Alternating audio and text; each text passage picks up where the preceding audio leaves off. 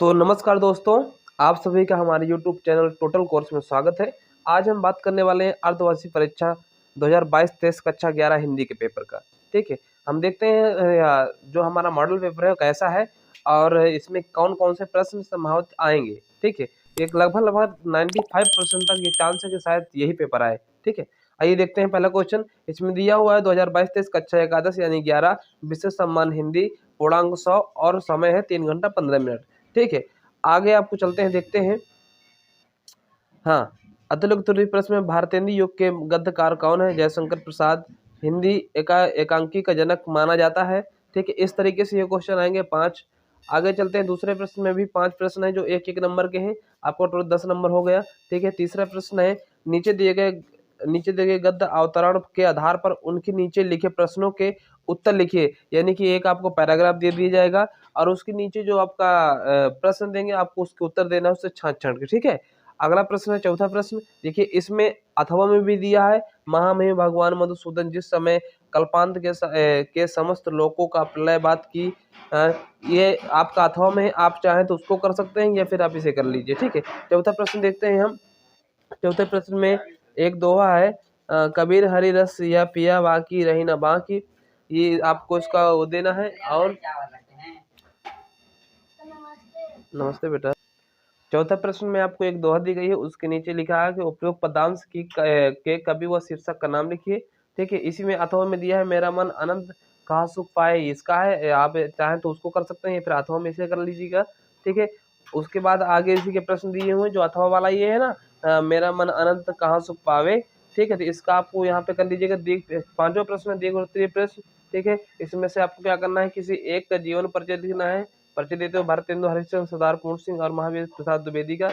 उसके आगे एक कवि का जीवन परिचय लिखना है। ठीक है, एक कवि का जीवन परिचय जैसे सूरदास, कबीरदास और तुलसीदास का। छठवां, प्रेमचंद द्वारा लिखित कहानी बलिदान का सारांश अपने शब्दों में लिखिए। लगभग मैक्सिमम इसमें 80 शब्दों के लिए लिखना है आपको। ठीक है, अगला लिखना है प्रेमचंद का लिखित बलिदान या फिर प्रेमचंद द्वारा लिखित बलिदान कहानी का उद्देश्य पर प्रकाश डालिए। ये भी 80 शब्दों में ही लिखना है। आगे जो छठवां प्रश्न है हमारा, इसमें बलिदान का सारांश लिखना है। और सातवां प्रश्न है, स्वप्नित नाटक के प्रमुख पात्र का चित्रण कीजिए। ठीक है, इसकी भी अधिकतम शब्दों की सीमा 80 होनी चाहिए।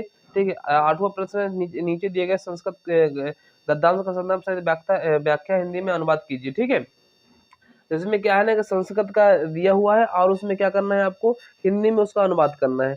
ठीक है, इसके बाद अगला भी है, उसमें अथवा में 2 दिए है, तो आप किसी एक का करिएगा। ठीक है, यहाँ पे कितने नंबर का है, 5 नंबर का प्रश्न है। ठीक है, उसके बाद नीचे दिया है कि एक पद्यांश दिया होगा आपको दो लाइन का, यानी कि दोहा टाइप में, उसका आपको हिंदी में अनुवाद करना है। ठीक है, अगला है हमारा जो 9वां नंबर प्रश्न है, उसमें मुहावरे दिया है, फूले न समाना गड़े मृदु खाना आप भले तो सब भला। यानी कि फूले न समाना यानी खुशी इतनी ज्यादा है कि आप फूले नहीं समा रहे हैं, गड़े मृदु यानी कि पुरानी बातों को खाना, आप भले तो जग भले यानी कि आप सुधर जाएंगे तो संसार हमारा सुधर गया। ठीक है, इस तरीके से आपको संधि विच्छेद में भी है। ठीक है, परामर्थ यानी कि अर्थ भी निकालना है। ठीक है, संधि विच्छेद में कौन सा विकल्प सही है, कौन सा विकल्प सही नहीं है। ठीक है, अगला आपको देखना है कि विभक्ति चुनना है, कौन सी विभक्ति चुनना है कि आत्मने में कौन सी विभक्ति है, कौन सा क्या चीजें हैं, ये सारी चीजें आपको देखनी है। ठीक है, गेरुआ में है कि शब्द युग में सही अर्थ वाले विकल्पों का चयन कीजिए। 12वें नंबर पे देख लीजिएगा आप। इसी तरीके से ये हमारा 12वें में है श्रृंगार रस अथवा हास रस की परिभाषा शोध था। ठीक है, और 13वां प्रश्न नंबर पे है, इंटर कॉलेज में किसी हिंदी प्रयोक्ता पद पर नियुक्ति है तो कॉलेज के प्रबंधक के नाम पर एक प्रार्थना पत्र लिखना। ठीक है, एक प्रार्थना पत्र लिखना है किसके लिए, नियुक्ति के लिए, कि कोई टीचर आए हिंदी का प्रयोक्ता आए। ठीक है, या फिर उच्च शिक्षा अध्ययन हेतु बैंक शाखा प्रबंधक और ऋण हेतु एक आवेदन पत्र लिखिए। यानी कि लोन लेने के लिए बैंक के लिए आपको एक क्या लिखना है, पत्र लिखना है।